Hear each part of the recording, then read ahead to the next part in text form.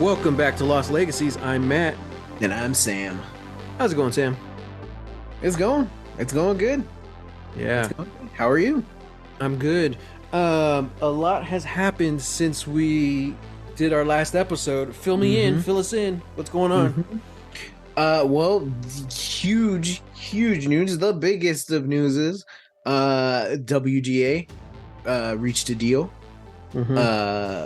Yeah, I believe already, like as of today, as of like 12:01 a.m. today, the strike for the WGA officially ended. Yeah. So the Writers Guild is no longer on strike. Which is massive. I've been seeing different reports. I've been, seeing people have been screenshotting like different snippets of the email that they sent out, and apparently this is a really good deal. And kind of like met terms for sure, but also just like gave so many other benefits and yeah, just things to even just like staff writers. Yeah, I saw somebody say that like this one change to WGA rules for staff writers is going to change my entire life. Wow. Yeah, it's Man. yeah. So it's incredible. That's good. That's exciting. Yeah. And I'm sure as time goes on, we'll have more thoughts and things to say about it, for sure. So it's definitely a victory that should be celebrated. So Yes. now we'll just have to wait and see like what happens with SAG. Yeah. Yeah. I'm a bit of what's the word I'm looking for? Jaded. I'm a bit jaded just in general, just life itself, but especially of Hollywood and the whole system and all that stuff. And yeah, so I'm really curious to see, how this goes, how this looks going forward. Like I have no doubt, like this is a good deal, and it sounds just like a really good deal actually. But I'm just, a part of me wonders when this deal was drafted up. Like I wouldn't be surprised if someone told me, "Oh yeah, they drafted up this deal the week the strike started, and they are just trying to hold off as long as they could until they offered it." And I think it goes back to the whole SAG thing as well. And they're saying like all these execs are saying, "Oh yeah, this is going at least to October because that's when all their leases are up and they're going to be struggling to find a place to live." I'm like, yeah, that's incredibly greedy and selfish and cruel thing to do. But at the same time, these are major corporations, and they don't like, the last thing they want to do is give everything that the unions are asking for and then just have it be done. Yeah. Because that just shows you how easy it is to go on strike and get what you want. And that's not what they want. So I wouldn't be surprised if there's already a badass deal written for SAG that's been in a safe somewhere for the past several weeks, and they're just waiting for the right time to drop it, to announce it, because they want people to say like, "Hey, look, we're the good guys. We ended up agreeing. We see the error of your ways. We're going to help out." But at the same time, look at how devastating this was for the industry and for you, the people. It's that kind of mentality. So, yeah, like what this opens up though is the chance to get so many more people into the industry that are new, and that was a big thing because it's so hard for people who are already in to move up and to make a living. Now, listeners, you can do it possibly, and that's always been the goal. If you want to give up your life and go to Los Angeles to try and make it, it's gonna be hella difficult, but it's possible because like the industry's full of stories like that.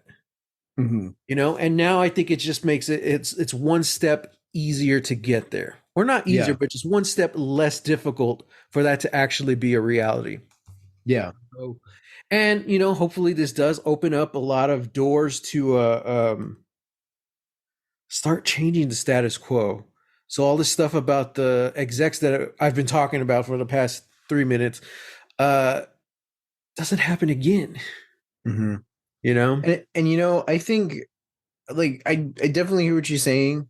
I'm not. I don't think I'm jaded yet.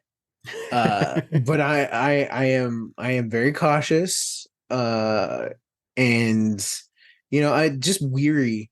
For the same reasons that you are. Mhm. Uh, because you're right. Like no corporation wants to give their workers everything they're asking for. Mhm. For them, that's just not good business.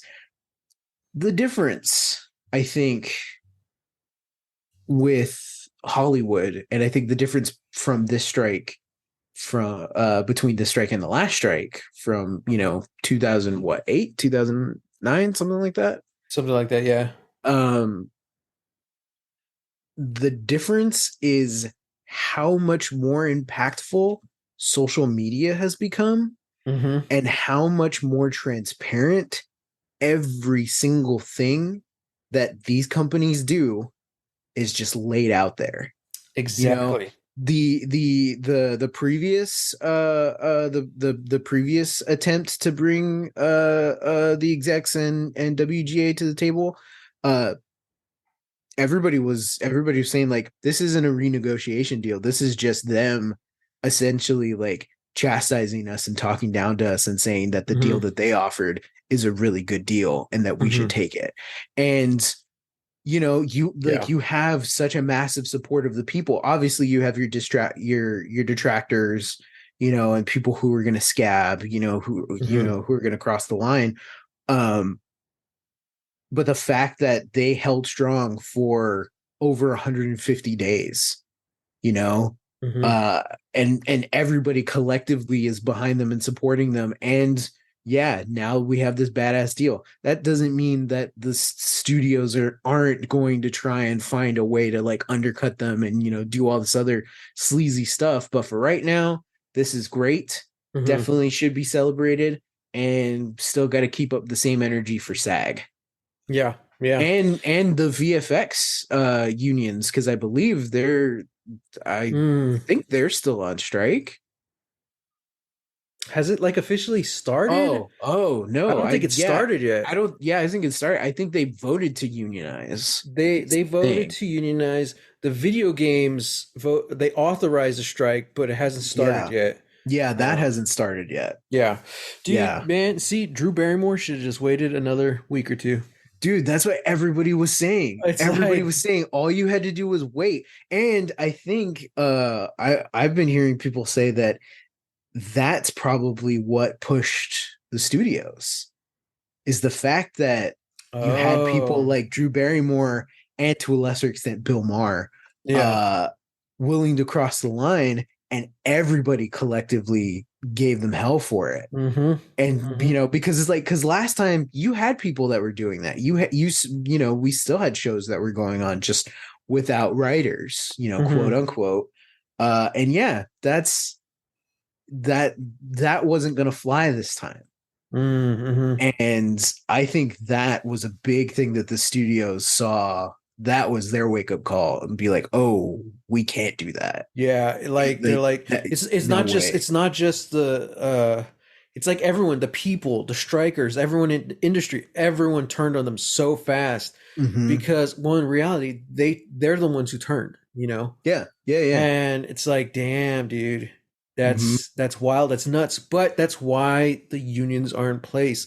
And that's Hmm. not something you want to mess with because at the end of the day, the union is there for you, Hmm. so don't mess with that.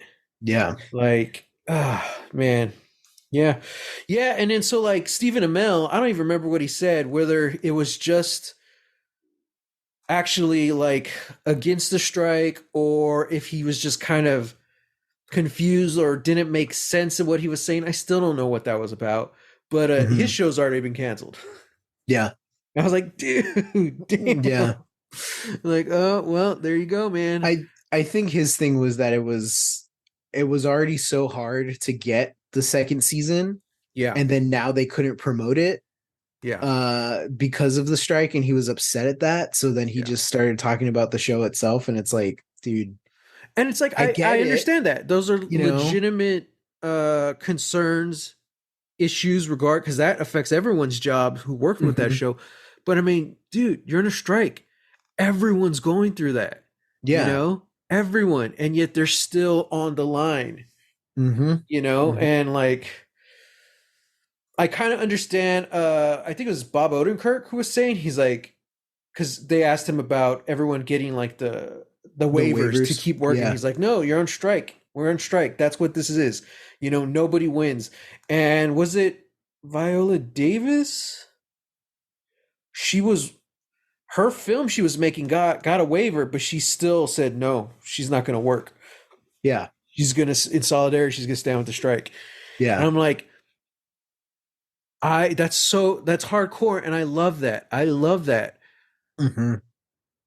A24 on the other hand, I'm like, nah, man, that makes sense. That makes perfect sense because they're Hmm. making the steps we want to see, you know, that we want for the better future of the companies, the workers, and just film in general. Yeah. And they should be, I don't want to say rewarded, but they should be allowed to continue. You Yeah. need to send that clear signal to the studios, like, hey, this is how it's working. They're already benefiting from it. You know what Yeah. I mean? Yeah. So the only real issue and really what made this really icky, especially compared to the last strike, was the streaming services. Hmm. Because a lot of the Hmm. studios are connected or own or work somehow with the streaming services.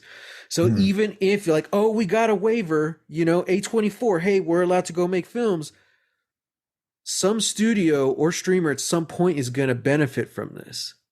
Yeah. You know what I mean? So that's where things really started getting messy. And that kind of goes back to the mindset that like studios shouldn't be involved with streamers at all.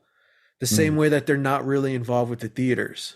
Hmm. It's just Hmm. it's too much power. Like, yeah, shit, Yeah. no bueno, man.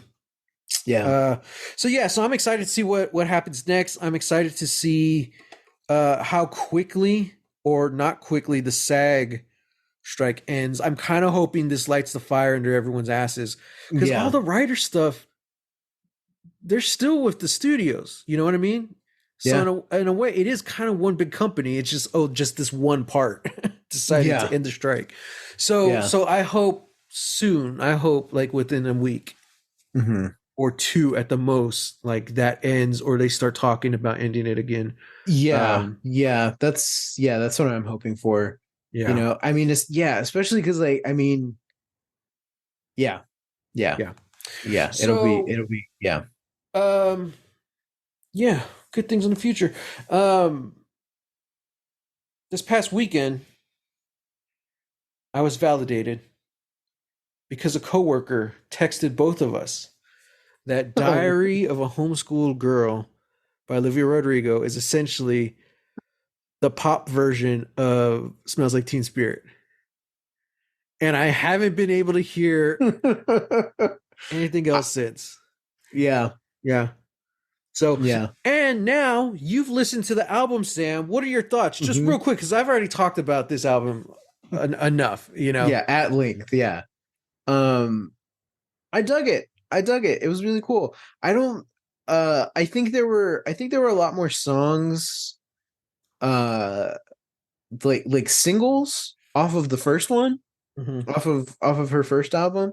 Oh, I guess he's obviously listeners. We're talking about Olivia Rodrigo, but Matt and I have affectionately given her nickname shorthand O Rod. Uh, Yeah, the new O Rod album. yeah, the new O Rod. Yeah, yeah, yeah. So yeah, I think there were more singles off the first album, but I don't know. I think like tonally, this second one was like a little more consistent, and uh it had like a cool energy to it. You know, it was like angry. his angry energy, you know, and I'm telling her, I yeah, man, really dug it. it's that rage. Like that's what I want her next album to be called, Rage, and I want it Mm, to lean more into uh like punk, maybe. You know, like I don't yeah. know, because right now it's very much like this. You can make the argument that it's pop punk. You can make the Hmm. argument that it's not, and it's just pop. But like I could hear that too. But I could definitely see there's a good debate there. You know, Yeah. especially compared to the first album. But I want her to go more into the rock side of it. Yeah. Punk, Yeah. I just rock, goth rock, whatever. I just want to see that side come out of her, you know. glam rock. But I also think she should take some time. Like it's only been what 2 or 3 years since her last album. Yeah. Yeah, I think maybe she needs a little more time or Hmm. something. At least give us Yeah. 4 years. I That's think a that I college think education right there, you know? I think it was a 2021. That was the first album. Jeez. Wow. Yeah. Yeah. So Huh? yeah, okay, 2 years. Mhm. Yeah. Um, but yeah, but yeah, so for so Matt kind of just like dropped it, you know, like right at the top of the conversation. But yeah, if you go and listen to Ballad of a Homeschool Girl, I think that's what's called. yeah, Ballad of a Homeschool Girl, if you listen to it and then immediately put on Nirvana's Smell Like Teen Spirit, you can hear like the same chord progression. You Mm-hmm. know, it is just different enough, and I feel like Orod learned that, you know, from not Yeah. from the first time around. Yeah. Yeah, yeah, yeah. Yeah, but Um, like I think you can really see a lot of her influences or hear a yes, lot of her influences in both yeah, albums. yeah, Um and that's a whole other discussion, for another time. Like, just where's that boundary between influence and taking it, stealing? Like, I don't know. yeah. I don't think she crosses that line, you know? Not, Um, no, not here. No. yeah, so I don't know. Yeah. I Anyway, I just wanted to bring that up real quick because I feel validated. I have listened because when I talked about it, I just listened to the album, I think once, but now I've listened to it like 3 or 4 times and like it's fun, you know? Yeah, it's a fun Fun. I album. like it. Yeah. I could play it while I'm, playing Call of Duty or something, and I'm like, all right, die, die, die. You should turn on that chat function and be just like, I just killed you while listening to Vampire by Orod. Yeah, yeah. I should be And then one of the mute. guys who just leaves his mic on and plays music. Yeah, just put I the just, mic up I'll just against, play yeah, the new the Orod speaker. album. Yeah. Yeah, there you So, go. yeah.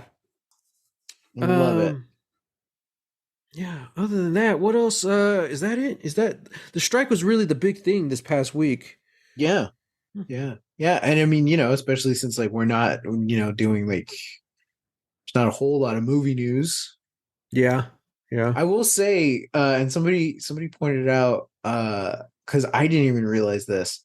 Um, but we're now kind of in like the lead up, you know, to Scorsese's new movie, Mm-hmm. Killer of the Flower Moon.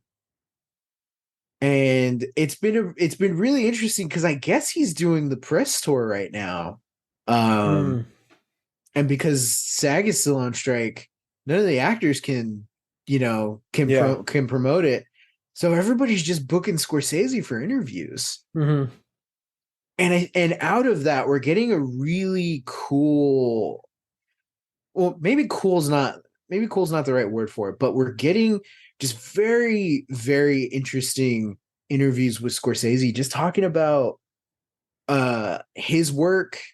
his work within the industry, you know, the just the fact that like, you know, he's on this huge thing of like we need to save cinema Mm-hmm. because right now people think that cinema is blockbuster movies Mm-hmm.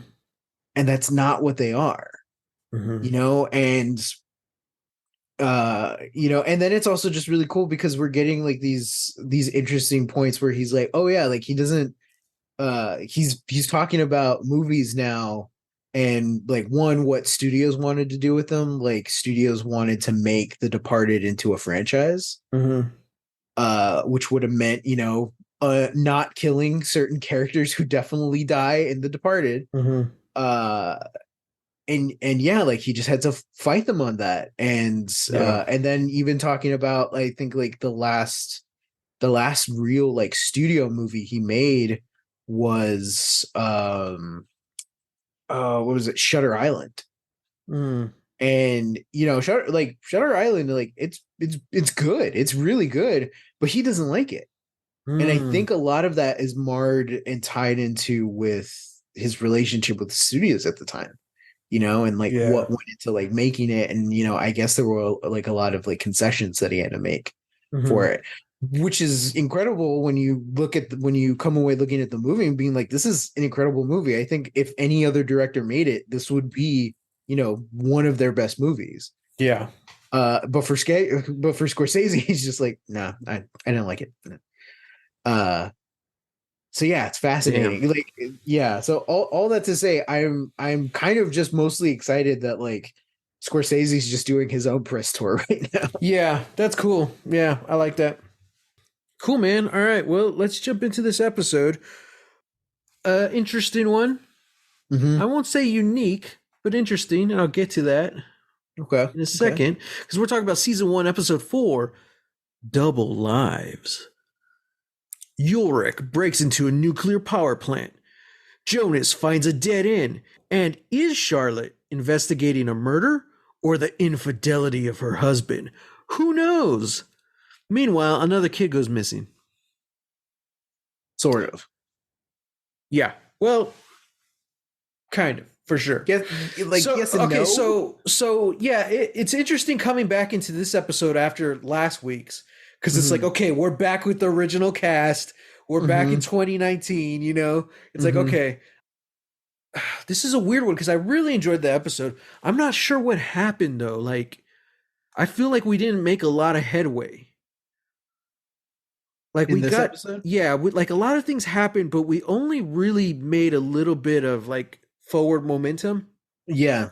especially Yeah. compared to last week, which sent us back in time, and Mm-hmm. you get like different context for all your main timeline stuff. Yeah. Whereas this one, just like it kind of felt like more of the same. There was some important information that we got out of it, but it Yeah. just seemed like very little. It was very sparse. Yeah. This episode is very slow.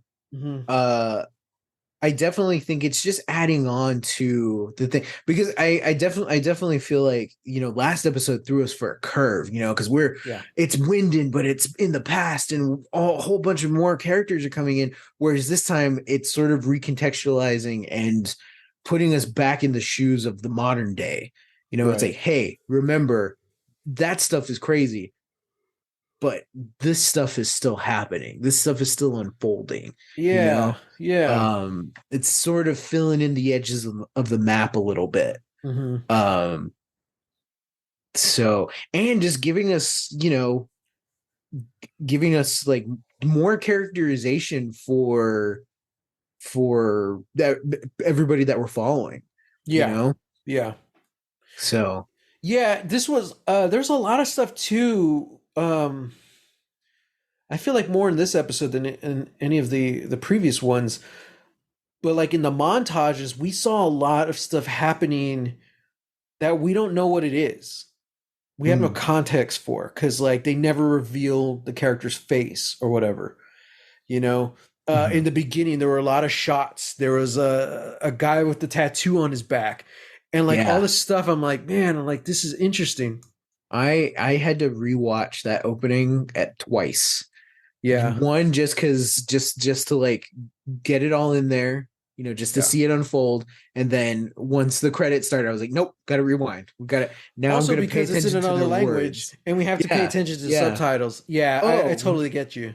well, I started it. I started this episode and it was in English.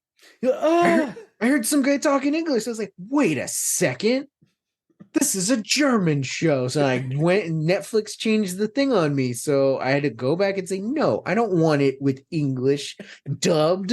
I want Yeah, it with German and English subtitles. Thank you there very you much. go. Not all Americans hate reading Yeah, Okay. exactly. Hashtag not all Americans. Yeah. Oh Uh, man. but yeah, you know, and that whole intro was fascinating too. One, because I think just without the narration, um, every single shot leads into each other, you Mm-hmm. know?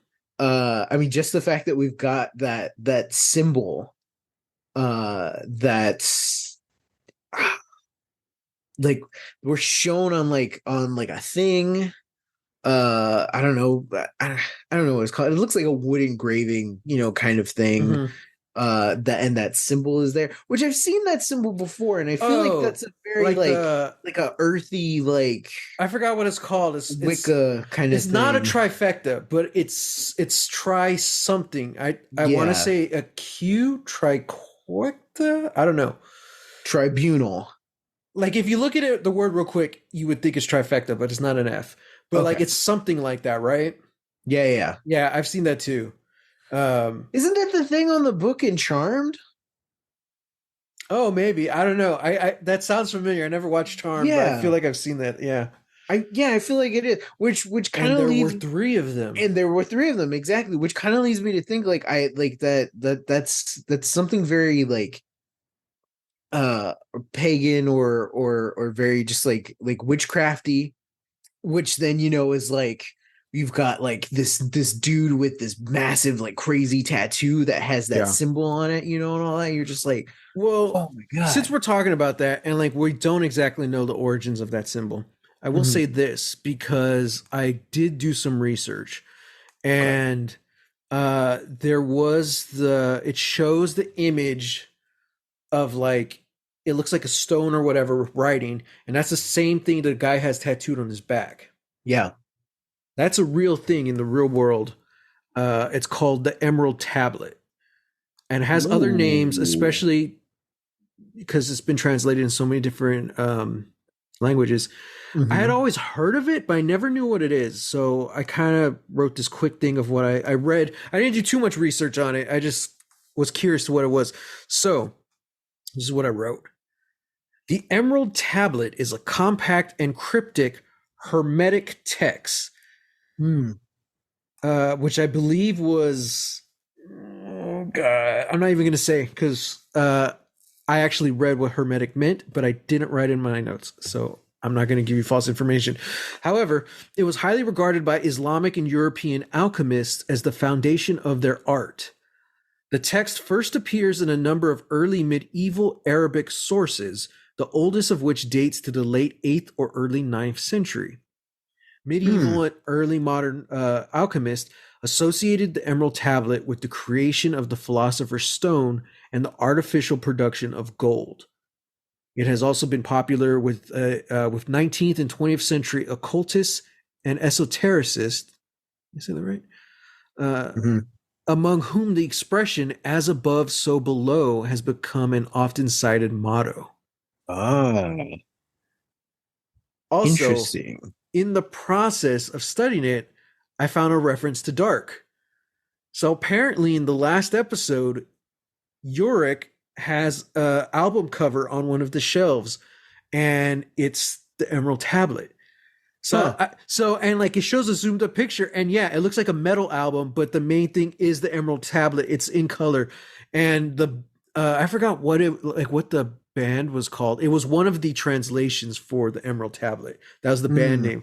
I'm like, oh, that's interesting, That's really cool. especially because like that's something they just threw in behind the scenes because the music he was playing that we talked about last week, that's from an actual band, you know? Yeah.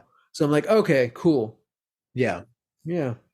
I don't know. Okay. So I just thought that was really interesting that they brought something like that in a very lost fashion. It's very much there just in the background, like on your shelf, Hmm. you know?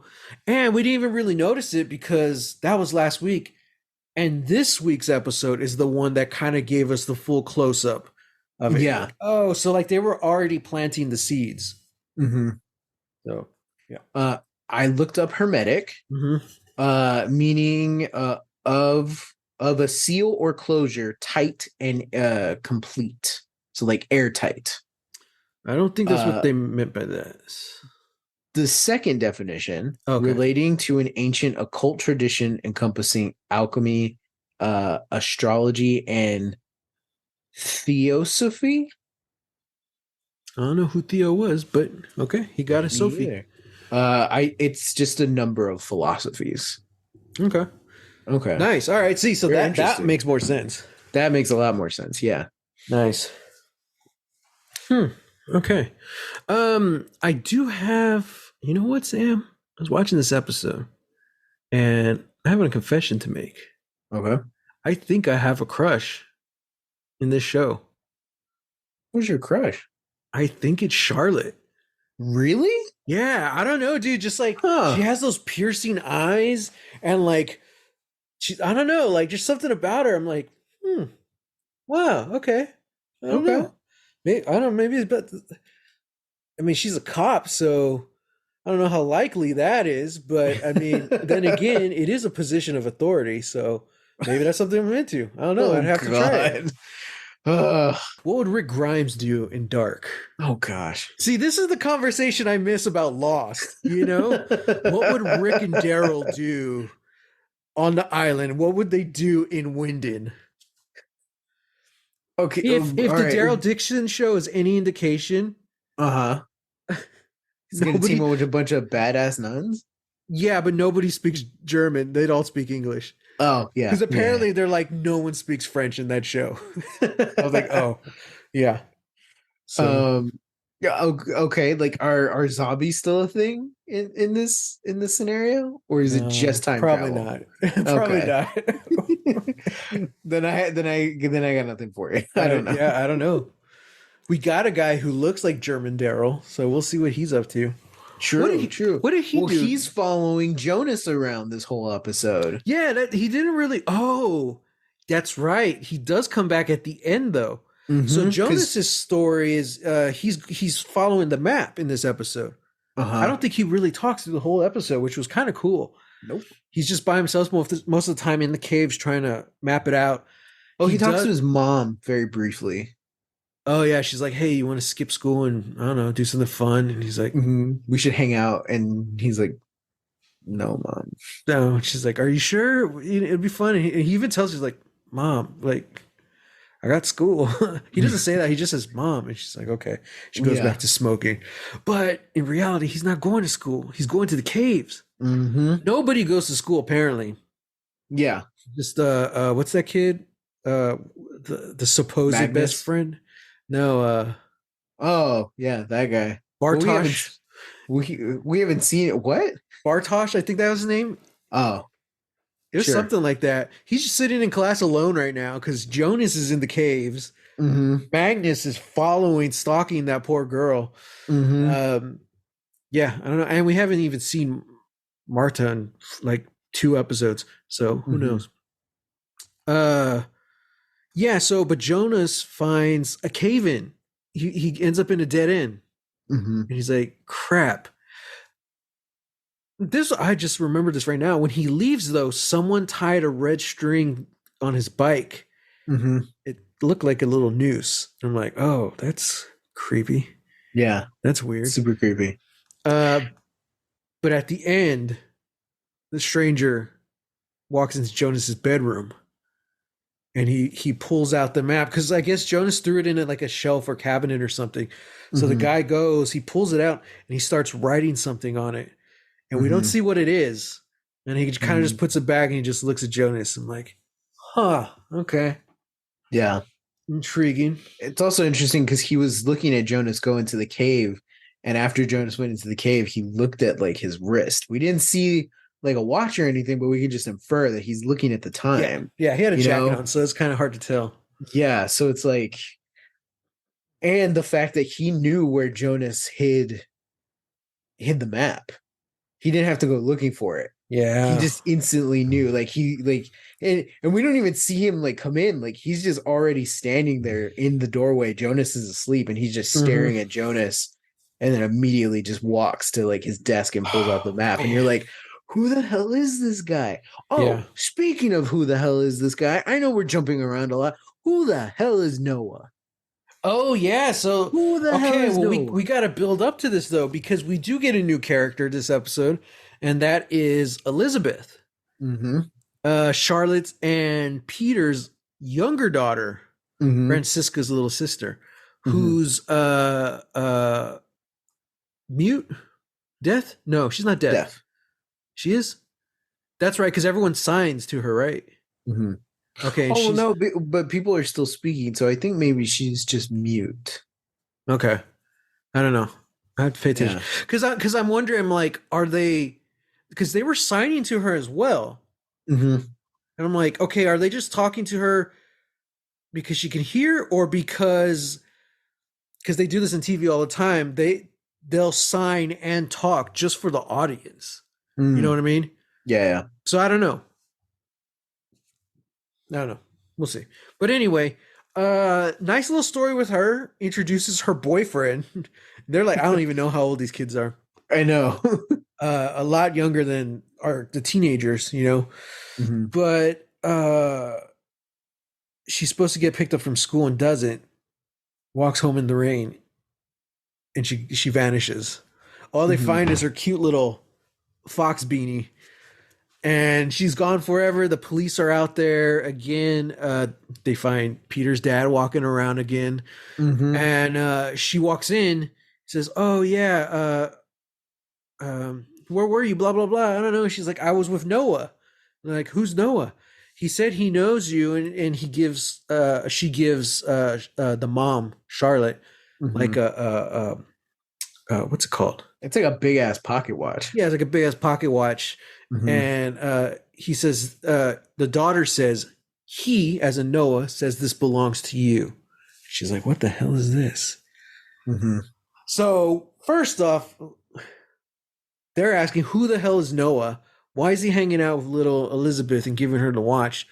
Secondly, the cop who finds Peter's dad out there, who's been saying, I have to stop him. I have to stop him this whole time. Mm-hmm. He said, they're like, who? And he says, Noah. Mm-hmm. And then to end the episode, whoever is out there taking kids finds the little boyfriend. I forgot what his name was. Mm-hmm. And he's like, he says Noah sent me or something, right? Yep. And that was it. Cut to black. I'm like, oh, damn it. Mm-hmm. Well, that kid's gone now. Mm-hmm. We were spared Elizabeth. She made it home. Yeah. That kid didn't. Yeah, that kid didn't. So what is with everybody just letting their kids walk into the woods I while know. children are going missing? And here's the thing too, like the parents did have the plan, like, oh yeah, okay, I'm gonna pick up Elizabeth after school. I can't Mhm. make it. Can you do it? Okay. But then like it was just one line of dialogue that said the teacher is sick, school ended at 2. Something Yeah. like that. Didn't you get the note? It was with her homework, something like that. I'm like, ma'am, this is a school. You're supposed to protect our kids. Like, Mhm. why were there no parents out there watching who got picked up and who didn't? Mm-hmm. Mm-hmm. Also, send a freaking text. Text people. Text Yeah. these parents, So Yeah. it's like, hey, 2 early kids have release gone because, missing. somebody's sick. Yeah. Yeah. No, Yeah. I'm sure everyone will get home safe without me Mhm. checking on them. Although it's probably more thematic because, these two, Charlotte and Peter, like they're off in their own worlds. They're doing their own stuff, whatever it may be. Oh, they're Also, doing their own stuff. yeah, yeah. Peter said that he was at the office uh when Charlotte called and asked if he could pick up Elizabeth. Uh-huh. And if you're a keen-eyed viewer, you notice when Charlotte gets home when Elizabeth is still initially missing, the first shot is of Peter with his face towards his bookcases and his desk, and he turns and then we see like, oh, that's part of the home and all that. Peter wasn't at the office when he got that call. He was at home. Mm-hmm. So he's been lying. And we already know he's lying, but he's continuously lying. What is he lying about? And in this episode, he has the red clay in his car. Oh, he's and he's got like a bunch of freaking it. out. He's freaking Uh-huh. out. He's trying to get rid of it. I'm like, so he Mm-hmm. is tied. He is tied to that dead kid. Mm-hmm. And they said in this episode they couldn't find the clay. It has to be from the murder location, Mm-hmm. not from where they found the body.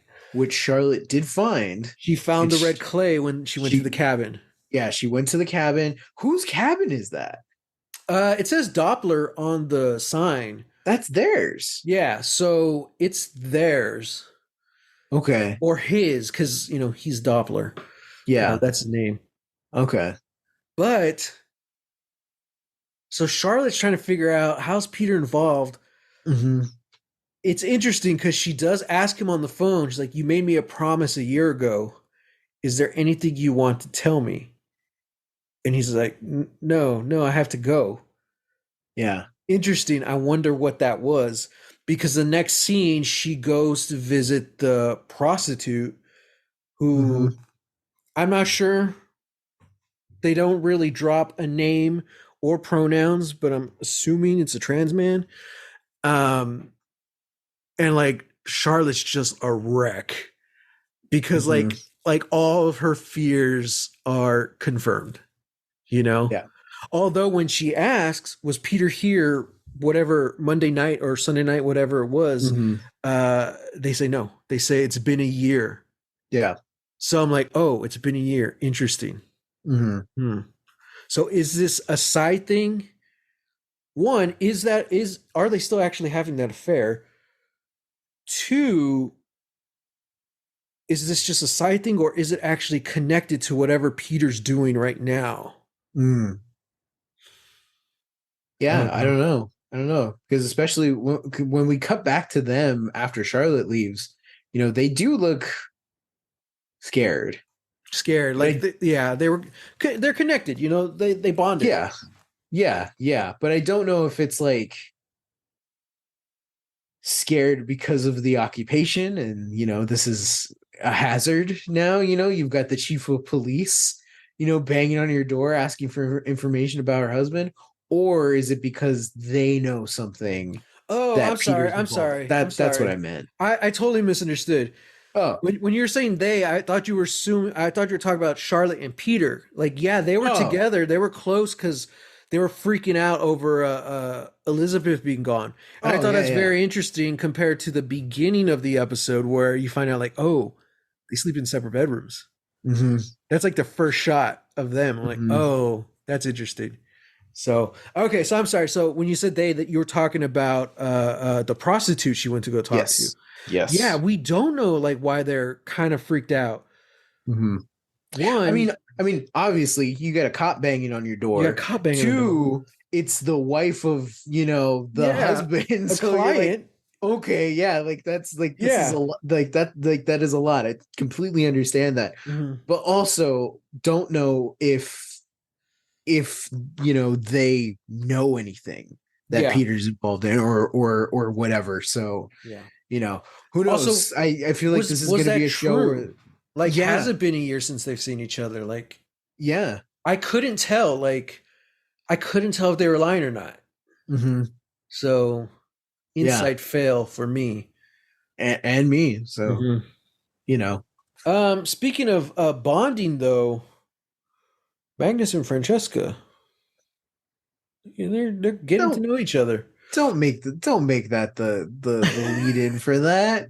That's gross. Well, Sam, what They're in a school. what wasn't gross about this? Because I'm watching this whole episode. I'm like, Magnus, what is going on, man? Like, Yeah, I don't know he's what straight up his stalking this girl. I don't know what his deal is. Like, I wish we had more. Does he actually think she's somehow involved with Mikhail going missing?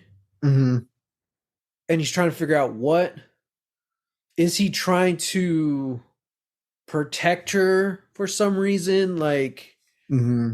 I wish we kind of had more because I would understand how he would kind of do both because he's such like, especially the last time we saw him, punching walls and stuff. He's a wreck right now. Hmm. So I wish we kind of knew more what was going on in his head. Uh, all we know is that Francesca's getting money from some source. Hmm. And when he confronts her about that, he's like, what are you going to do with it? And she's like, I would get out of this town and all this stuff. He's like, he says something to the fact that like, oh, like, what do you have to be upset about? Your privilege or whatever. And she says, and she basically lays it out. She's like, my parents are sleeping in another bedroom. She confirms Peter is gay, but nobody wants to talk about it. It's a secret that we all know and it's just sitting there constantly. Mm-hmm. And it's driving everyone apart. What does Magnus do? He kisses her. I'm like, is this trauma bonding? Like, what's happening Oh, here? And yeah. she reciprocates. She's into it. So I'm like, teenagers, man. Teenagers. And then when we see Francesca with Elizabeth in the beginning, like she's pissed. She's like, "Did you steal my lipstick?" Blah blah blah blah blah blah. I think you're not really deaf or mute. Yada yada. Well, then later she's a wreck because they can't find Elizabeth, and Elizabeth does have the lipstick and puts it on. And Mm-hmm. Francesca shows up, hugs her, crying. She's like, "I missed you." And sees the lipstick, just slaps the shit out of her. She's like, "Don't take my stuff," and leaves. I'm like, what? Teenagers suck, man. Yep. And her parents didn't do or say anything about it. Neither Yeah. did Ulrich when Magnus was picking on Mikhail in the first episode. I'm Uh-huh. like, dude, man, don't Yeah. freaking hit, you know? That's like I feel like that's the like number one rule a parent should be teaching, especially with siblings. Mm-hmm. Don't hit your brother. Don't hit your Mm-hmm. sister, you know? Mm-hmm. I Mm-hmm. Did you ever hit me? don't think so. We never fought. We're too intelligent for that, Sam. We fought mentally. We were too emotionally mature for that, you I was gonna know. say petty, you know, but Oh, that too, yeah. or what is it when it's like oh man, what's the word? Like the anger's definitely there, but no one wants to admit it. Oh, we're just passive aggressive. Passive aggressive, that's what it Yeah. is. We were Yeah. passive aggressive growing up. Uh That's true. Yeah. yeah.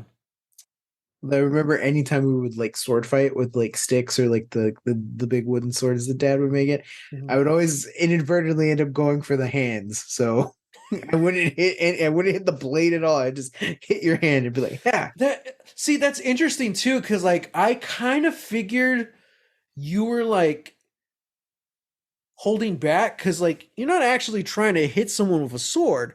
You know, you're Yeah. just play fighting. But like the way I saw it, in the process of you trying to hold back, you were actually hurting me. Like instead of going full force against Matt with this sword, I'm gonna pull back a little bit. And because of that, like you would always like slash my hands. I'm like, my fingers.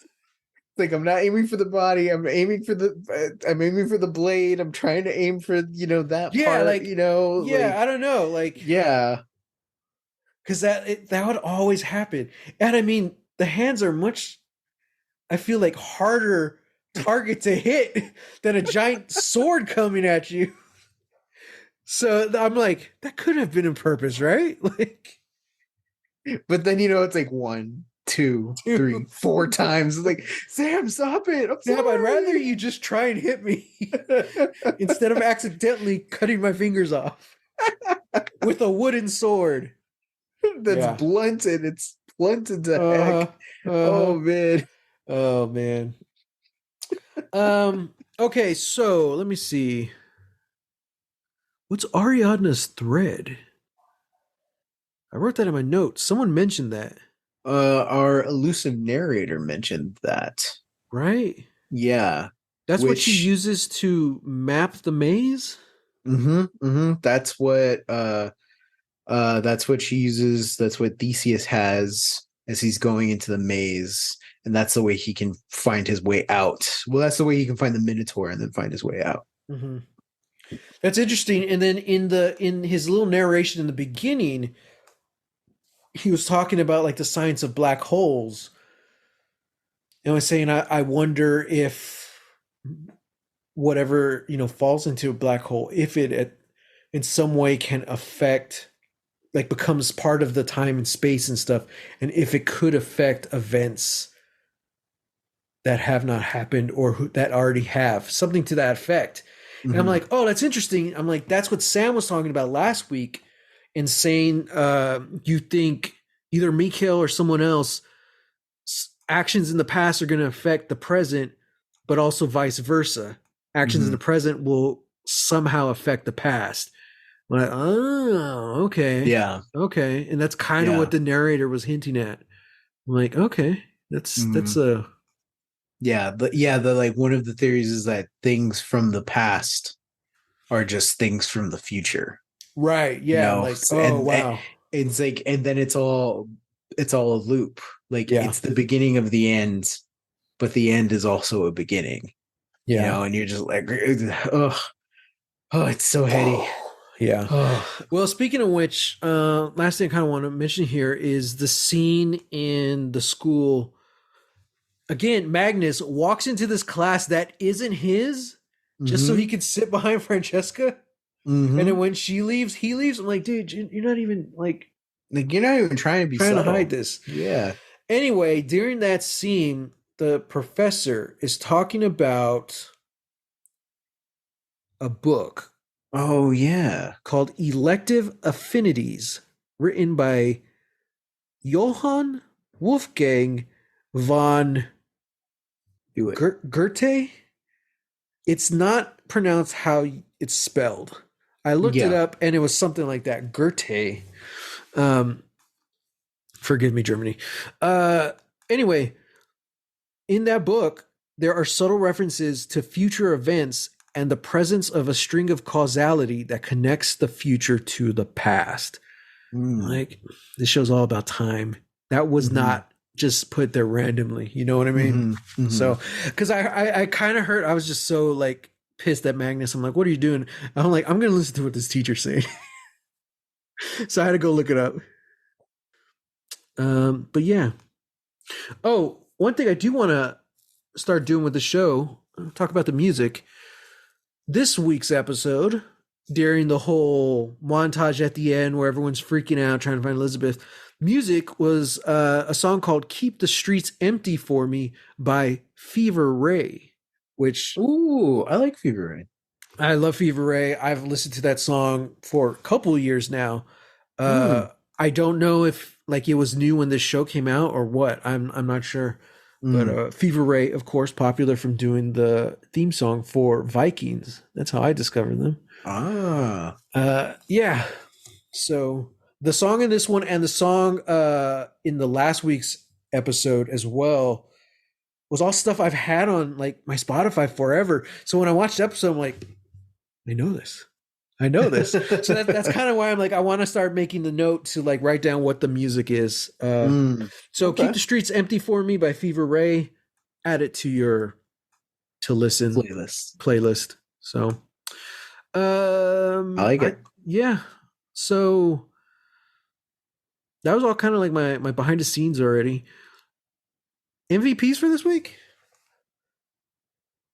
Oof. You know, I'm gonna give it to Elizabeth. Interesting. Mm-hmm. I was gonna Mm-hmm. give it to my crush, Charlotte.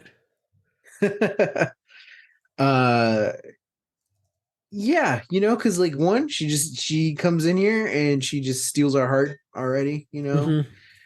Uh Good yeah, casting, man. Like, yeah, great casting. And then yeah. she just kind of like tells it like it is with her mom. It's like, "Yep, that's my boyfriend." "What do you mean your boyfriend?" And she just like grabs her mom's head and holds it Oh, for like holds it to her own face for like a couple of seconds and then kisses her mom's forehead and then takes off. It's I like, love that moment. yeah. I'm like, Yeah. wow. It's such a small moment, but it's Mm-hmm. like especially like nobody is especially like tender or affectionate in this show. Right. So like when something like that happens, I'm like, okay, I'm taking note of that. Like Yeah. that's very, yeah. And then like you don't want to see something bad happen to this girl, Yeah. and yeah, I don't know, like I just felt for her. Mm-hmm. Oh, also really quick, she stops in the woods. one, she's not even like fully on the woods. She's like walking on the street adjacent to the woods, and Yeah. she sees a candy wrapper, a Hmm. chocolate wrapper. Now, correct me if I'm wrong. Isn't that don't we see one of those in the Yeah, that's what they're past? saying that Mads was a fan of it. And Oh. I think Yorick's mom says I found this in the forest or whatever. Hmm. You know, Mads was a fan of these and he kept the wrapper. And now Hmm. Elizabeth has found one. So I'm like, interesting. Okay. Interesting. Okay. Huh. So the killer is the mascot for this candy For company. this It's Willy candy company. Wonka. I Whoa. saw oh my god, I saw a meme. I might have sent it to you. What was it? I think it's Daryl when he's walking out with what was that girl's her body? Beth. Hmm. He's walking out with Beth's body, but it's the chocolate factory behind them. He's like walking out of the chocolate factory with no chocolate, just a dead kid. And he's just there like crying. I'm like, oh no. Wow. That's terrible. That is awful. Oh man. Anyway, yeah, Elizabeth is my MVP. All right, I'm gonna give it to Charlotte just because I love her acting. There's a shot where she walks into the cabin. We never see the inside. We just see her standing in the doorway. It's pitch black, and she Yeah. turns her head so you can see because we're seeing her from behind. She turns her head so you can see her eyes, and just the way she kind of looks around, like with something really cool. Like, damn, Mm. this lady's a detective. You just kind of see the way her eyes dart around real quick, Hmm. and then she just steps out. And I'm like, that was really well done. Like, okay, all right, cool. I don't know. I just that was just like a little detail that I really liked. So, Hmm. um, And she finds that creepy bunker. oh yeah, yeah, the creepy bunker. Mhm. Uh, Which feels like it's the bunker that our th- mysterious tattoo person is in at the beginning of the episode. right, he's in a bunker. We've also seen a bunker in like the first episode or something. Isn't somebody digging in a bunker? Maybe. Did See, I that's the make that thing. There's up? so many flashbacks with like lots of like super quick cuts. We're like, Hmm. huh. So like we don't know who these people are or when they are. But Hmm. in the first episode, we see a bunker with like all the faces on the wall. Oh, that's You know, and then right. there's like straight up like an assault rifle or something on the wall, you Hmm. know, like it looks like a prepper, like someone's prepping down there. Hmm. Uh and we have not seen that since. So I don't know when or where that is. Hmm. But yeah, definitely bunkers in this show. Hmm. Yeah. So okay, predictions. We know a little more. We know Noah is behind what's going on, whoever Noah is. Hmm. Hmm. I've got a big one, Okay. and I just pieced it together. I know we've been talking about how this show is just like a completely black puzzle, Yeah. then yeah. Vanta black, if you will. Mm-hmm. I'm gonna predict that our German Daryl Dixon is actually Mads. Oh, interesting. Because we're talking Okay. about time displacement, he's writing on newspapers when is Mikhail, all this stuff. Like he knows Joan like where Jonas is like hiding stuff. Like it like I don't know. Like I just At this if you point, have a like we're if you pretty have a sure he's a time traveler, right? Like yeah, it's kind of yeah. heavily He's implied. got all these crazy scars, on his body. He Yeah. doesn't have the tattoo, so I don't think our tattoo person is Oh, that's this true. is the same person as German Daryl Dixon Mm-hmm. Mm-hmm. That's a good point. because his body is his back is all filled with scars. Yeah. And it didn't look like there were any scars on the guy who had the tattoo on his back. Mm-hmm. The guy with the tattoo on his back is Noah. Oh, Those are my interesting. predictions. Those are my predictions. Tattoo back is Noah, and the old scarry eyed Joe is Mads.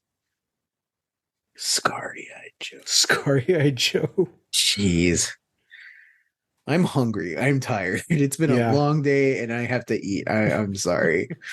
Well, I'm sure we'll have all our answers answered or all our questions answered. No, this is dark. We're going to have all our answers questioned next week. There you go. We talk about season 1, episode 5, Truths. Another example of my very, very trying to avoid spoilers tease of next week. Go ahead. Someone becomes obsessive. Someone else mails an important package. And someone else finds themselves in a love triangle. Oh my God. That's it. Wow. Yep. Well, okay. Can't wait. Feels like these feel like the episode descriptions of like something like a Downton Abbey, you know? Dude, you know what show has like the best and worst episode descriptions? What? The Magicians. Because there's literally God. one like, so-and-so eats a sandwich. I'm like, what? That's literally it. And then, of course, when you watch the episode, you're like, oh, okay, yeah, I understand. Like, yeah, that was a big point, but like, yeah, there's context, you know? So, like, I love the descriptions for the Magicians. Like, wow. awesome. Incredible. So, yeah. Cool, man. Well, guys, I'm excited. You know, Dan, our buddy Dan, he's been tweeting at us that he's catching up and he has theories and stuff. So that's really exciting. I want to know, and we have other people actually texting us about Lost, that they've actually started the podcast from the beginning. So if they are listening, 1, I'm sorry. 2, congratulations, because you have like almost 3 years of episodes to catch up on. But yeah, if you want to hit us up, we're on Twitter. I'm at _Matt Jimenez and on Instagram at Holy Hand Grenade of Antioch. You can find me on Twitter, Instagram, and Threads at Real, that's REEL, Texas Weirdo. Don't forget to use the hashtag Lost Legacies. We'll see it, and we'll, if it's a good question or comment, we'll bring it to the pod. So, exactly. Until next time, going dark. Going dark.